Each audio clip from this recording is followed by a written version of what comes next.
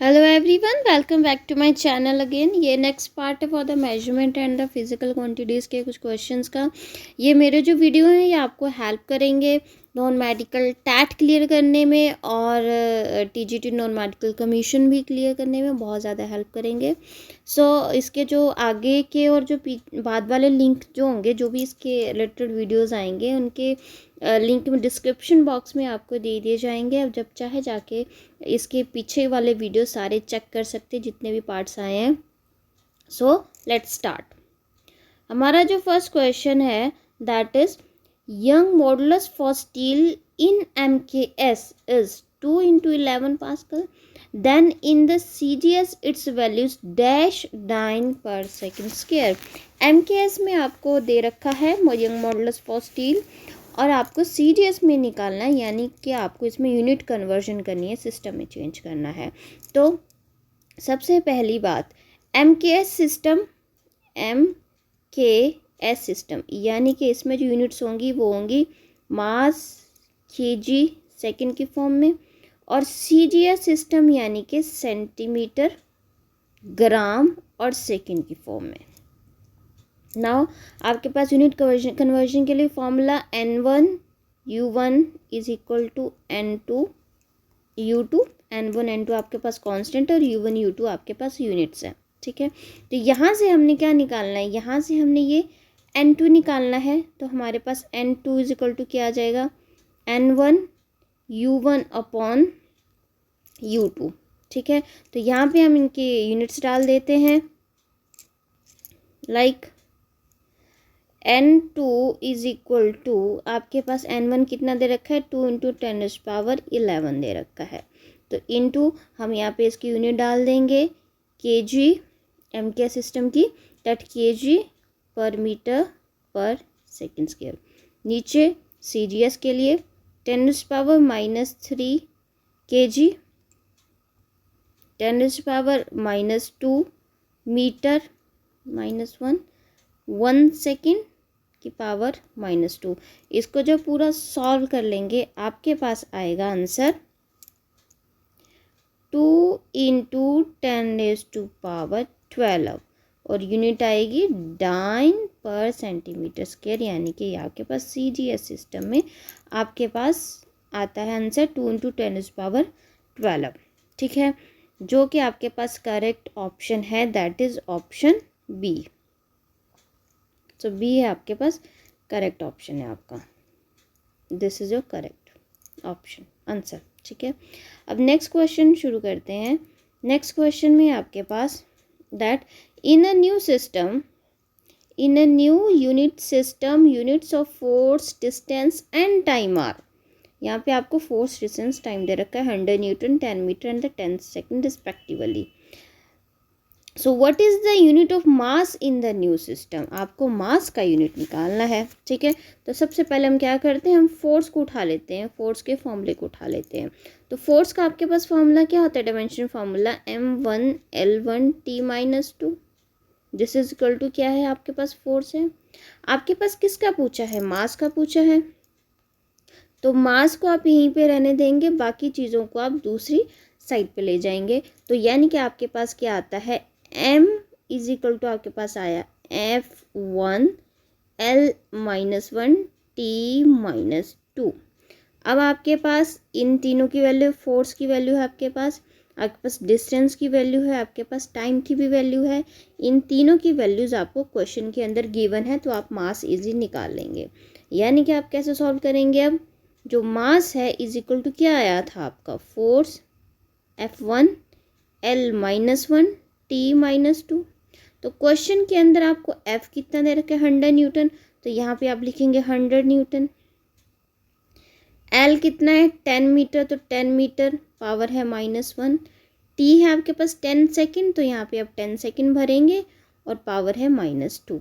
इसको पूरा सॉल्व कर लीजिए, आपके पास आंसर आएगा 10⁻³ kg, ठीक है। जो कि आपके पास यहाँ पे कौन से वाला ऑप्शन है, ए ऑप्शन।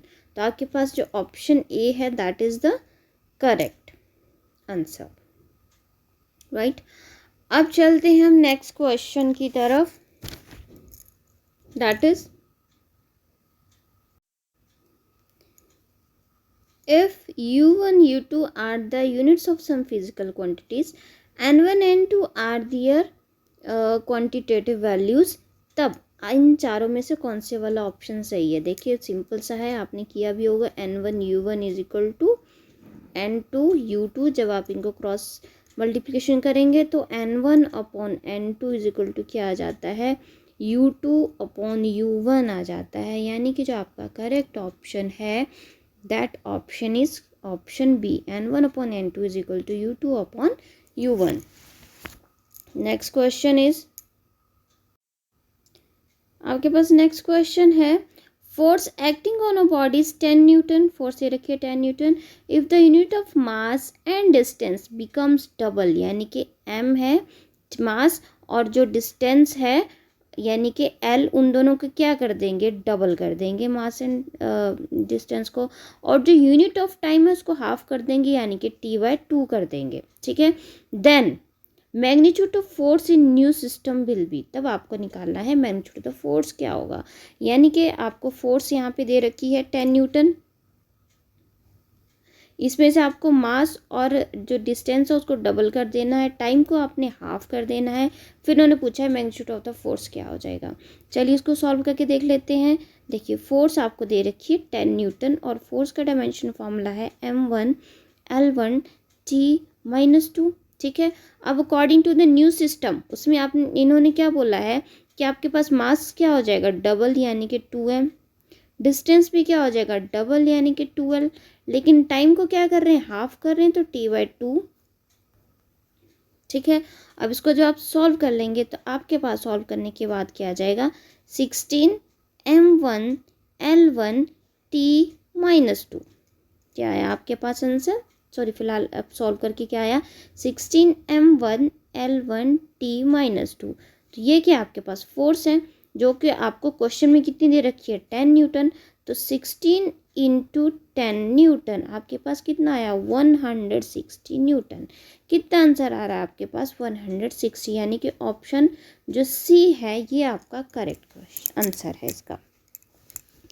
अब चलते हैं नेक्स्ट क्वेश्चन की तरफ, देखते हैं। ये भी कुछ सिमिलर ही क्वेश्चन है, इसमें आपको दे रखा है एनर्जी ऑफ द पार्टिकल कितनी है आपके पास, 10 joule energy of the particle. अब उन्होंने बोला है कि मास को 4 टाइम कर दो, यूनिट ऑफ एक्सेलरेशन जो है उसको डबल कर देना, जो यूनिट ऑफ लेंथ है उसको हाफ कर देना, तब एनर्जी आपकी क्या होगी नए सिस्टम के अंदर। चलिए देख लेते हैं। तो सबसे पहले तो एनर्जी का डायमेंशन फॉर्मूला ही देखेंगे, कितना है m1 l2 t-2 जो कि कितना है 10 जूल है। ठीक है, अब न्यू सिस्टम इन्होंने क्या क्या चेंजेस करने को बोला है तो वो देख लेते हैं। जो आपके पास ई है, ई में इन्होंने क्या बोला है, देखिए ई के जो फॉर्मूला को हम ऐसे अरेंज करके लिखेंगे m1। ठीक है, और जो l2 और t-2 है इसको थोड़ा सा अरेंज करके लिख लेते हैं, क्योंकि इन्होंने हमें क्या बोला है, एक्सेलरेशन बोला है। एक्सेलरेशन के लिए आपके पास फॉर्मूला क्या होता है, lt-2। तो हमारे पास ये जो ऊपर इन्होंने फॉर्मूला दिया है, ये वाला जो फॉर्मूला है इसी में से हम एक्सेलरेशन की यूनिट भी निकाल लेंगे। ठीक है, तो ये l स्क्वायर और जो t स्क्वायर है इसमें से हम lt-2 निकाल लेंगे। ठीक है, तो ये आपके पास क्या हो गया, एक्सेलरेशन।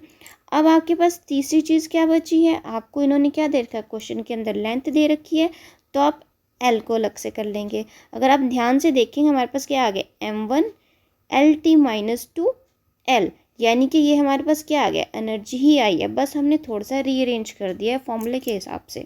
ठीक है, क्योंकि फॉर्मूले में हमें एक मास दे रखा था, एक्सेलरेशन बोला हुआ था और हमें लेंथ बोली हुई थी, तो एनर्जी के फॉर्मूले में हमने मास, एक्सेलरेशन और लेंथ तीनों को अलग था करके फॉर्मूला बना दिया, that is E is equal to m और lt-2 और l हमने अलग से कर दिया।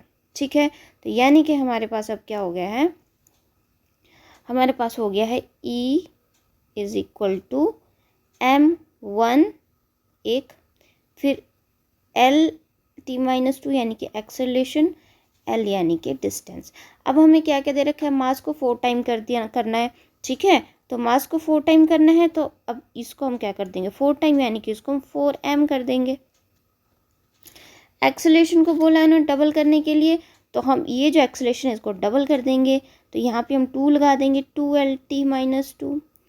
और इन्होंने बोला है लेंथ को हाफ करने के लिए, तो यहाँ पे L/2 कर देंगे।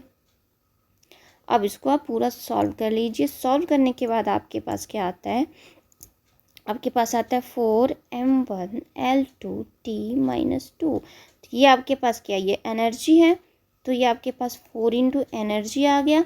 क्वेश्चन के अंदर एनर्जी की वैल्यू कितनी दे रखी है, 10 जॉल दे रखी है, तो 4 इंटू 10 जॉल यानी कि आपके पास 40 जॉल आई है। ठीक है, ये बिल्कुल वैसे ही क्वेश्चन है जो हमने अभी पीछे वाला किया था। तो आपके पास जो करेक्ट ऑप्शन है वो क्या है, 40 जॉल, यानी कि B option is your correct option. ठीक है, अब चलते हैं नेक्स्ट क्वेश्चन की तरफ। काफ़ी इजी है। इसमें आपको डायमेंशन फार्मूला ऑफ फोर्स बता रखा है MA/LB/TC, और इसमें 3A + 5B - 2C की वैल्यू पूछी गई है। ठीक है, तो बहुत इजी है। इसमें सबसे पहले तो फोर्स का डायमेंशन फार्मूला लिख लीजिए, क्या होता है, दैट इज़ F = M1L1T - 2 आपके पास फोर्स का डायमेंशन फार्मूला होता है। ठीक है ना, और उन्होंने ऊपर क्या बताया है तुम्हें कि ये क्वेश्चन के अंदर जो फोर्स का डायमेंशन फार्मूला बता रखा है MA/LB/TC। अब लेफ्ट हैंड साइड को राइट हैंड साइड से कंपेयर कर दो, तो A आपके पास आ जाता है 1, B आ जाता है 1 और C आ जाएगा -2। A आप 1 है, B 1 है और C आपके पास -2 है। अब आपको क्या करना है यहाँ पे, अब यहाँ पे जो क्वेश्चन दे रखी है इसमें A, B और C की वैल्यू भर दीजिए, तो आपके पास पूरा सॉल्व करने के बाद आपके पास क्या आ जाएगा, 3 इंटू 1 + 5 इंटू 1 -2 इंटू -2। इसको पूरा सॉल्व करेंगे तो आपके पास आंसर इसका आ जाता है, दैट इज़ 12। ठीक है, जो कि आपके पास कहाँ पे है, ये option D, this is your correct question answer. बिल्कुल सिमिलर है नेक्स्ट वाला क्वेश्चन भी।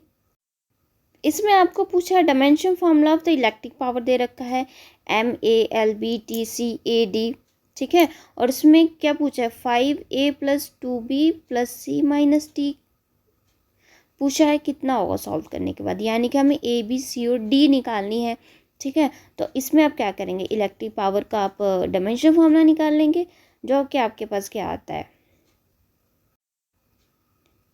P = M1L2T - 3A0।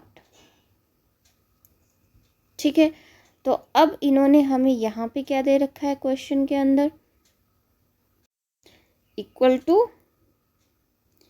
MA/LB/TC/AD जो इन्होंने यहाँ पे दे रखा है। ठीक है, तुम लेफ्ट हैंड साइड को राइट हैंड साइड से कंपेयर कर लेंगे, तो आपके पास A = आ गया 1, B = आ रहा है 2, C = आ रहा है -3 और D = आ रहा है 0। ठीक है, तो अब ये A B C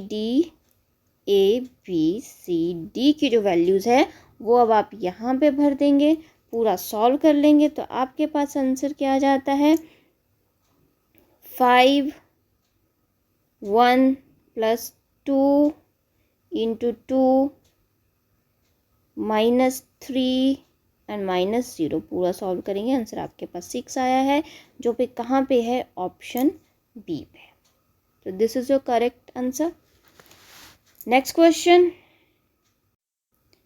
ये भी क्वेश्चन ऐसा ही है, थोड़ा सा लंबा है। Dimension formula of the angular momentum आपको दे रखा है MA/LB/TC। फिर आपको डायमेंशन फार्मूला डेंसिटी दे रखा है MX/LX/TZ, और आपको पूछा क्या गया है, AX + BY - CZ निकालो, यानी कि आपको फर्स्ट वाले ये फॉर्मूले से ABC निकालना है और सेकंड वाले फॉर्मूले से XYZ निकालना है, और ये सारी चीज़ें निकाल के आपको इस फॉर्मूले में फिट करके आंसर निकालना है। ठीक है, तो शुरू करते हैं। तो सबसे पहले आप एंगुलर मोमेंटम का डायमेंशन फार्मूला उठा लीजिए, जो कि क्या है, M1L2T - 1 और आपको गिवन कितना है MALBTC। तो कंपेयर कर लीजिए ABC की वैल्यू, ठीक है। तो वो कितनी आ गई आपके पास, A आपके पास 1 आ रहा है, B आपके पास 2 है, C आपके पास -1 आ रहा है, ठीक है। इसको साइड में लिख लेते हैं। आपके पास A है 1, B है 2 और C है आपके पास -1। अब आप डेंसिटी का फॉर्मूला उठा लीजिए। डेंसिटी का फॉर्मूला क्या होता है, वो होता है M1L -3T0। तो इसमें ये आपके XYZ के बराबर हुआ, यानी कि X = 1 हो गया, Y = -3 हो गया और Z = आपके पास 0 आ गया, ठीक है। ये आपके पास XYZ की वैल्यू आ गई। अब ये सारी वैल्यूज़ उठा के इस इक्वेशन में डाल देंगे, पूरा सॉल्व करेंगे, तब आपके पास आंसर आ जाएगा 1 + 2 × -3 -1 × 0, पूरा सॉल्व अगर आप करते हैं तो = आंसर आता है आपके पास 5। ओके, तो -5 आपका आंसर है, यानी कि इसका जो करेक्ट आंसर है वो है आपके पास option A। Now next question is